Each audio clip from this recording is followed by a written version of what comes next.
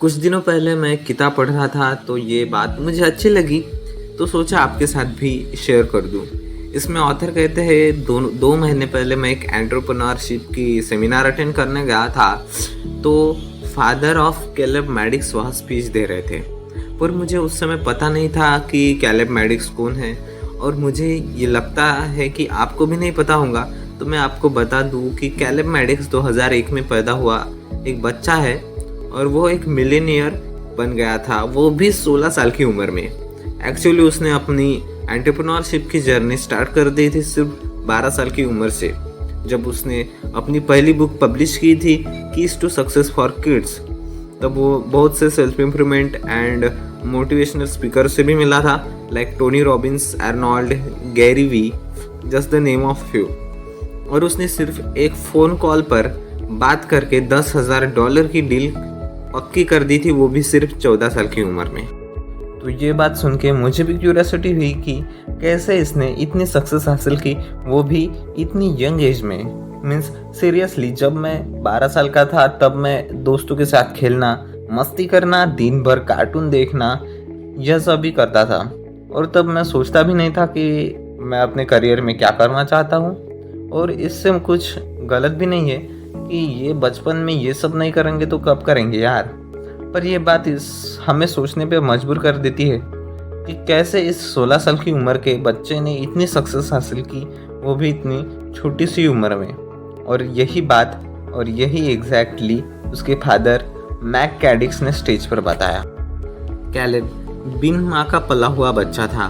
उसकी माँ उसके पिता को कुछ कारणों से छोड़कर चली गई थी, तो कैलेब को उसके फादर ने ही पाल पोस कर बड़ा किया था, जो कि बहुत मुश्किल काम था, क्योंकि बच्चों को टाइम लगता है कुछ समझने में, इसलिए हमें उन्हें एंटरटेन करना होता है, बिजी रखना होता है, वरना वो चिड़चिड़ा जाते हैं। प्रॉब्लम थी कि कैलेब के पिता पब्लिक स्पीकर थे, तो उन्हें पूरे वर्ल्ड में ट्रैवल करना होता था, फिर भी वो कैलेब को साथ लेकर जाते थे और वो उसको बिजी रखते थे जब वो काम कर रहे होते थे।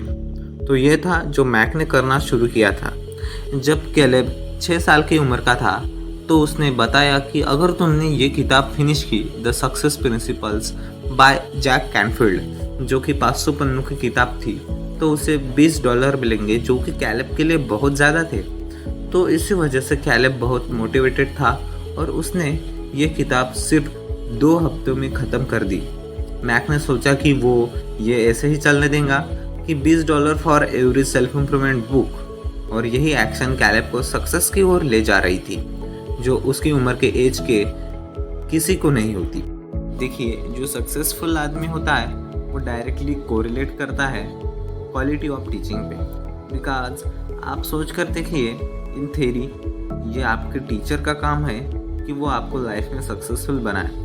That's the kind of going to the school. इसलिए हम वहाँ इंग्लिश, मैथ्स, हिस्ट्री जैसे सब्जेक्ट पढ़ते थे।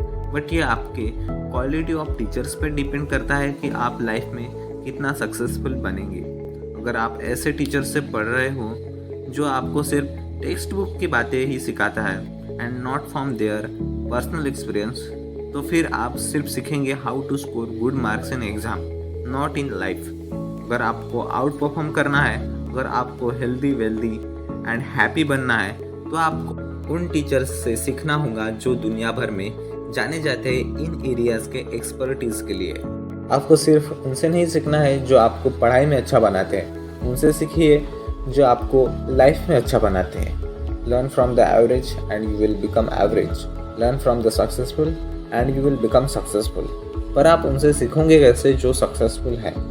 आप उनके वीडियोस देख सकते हैं, पॉडकास्ट सुन सकते हैं, या फिर आप उनके बारे में या उनकी किताबें पढ़ सकते हैं, या फिर आप ऑडियो बुक्स भी सुन सकते हैं जो आपका बहुत सा टाइम बचा भी देंगी। तो चलिए जी, अब टाइम हो गया है आपसे विदा लेने का, लेकिन आप अपना साथ यूं ही बनाए रखिए। तो फिर मिलेंगे। अब लेता हूँ आपसे इजाज़त। तब तक के लिए देखते रहिए साइकोलॉजी से भरी हुई बातें ओनली ऑन साइकोलॉजिकल ट्रूथ पर।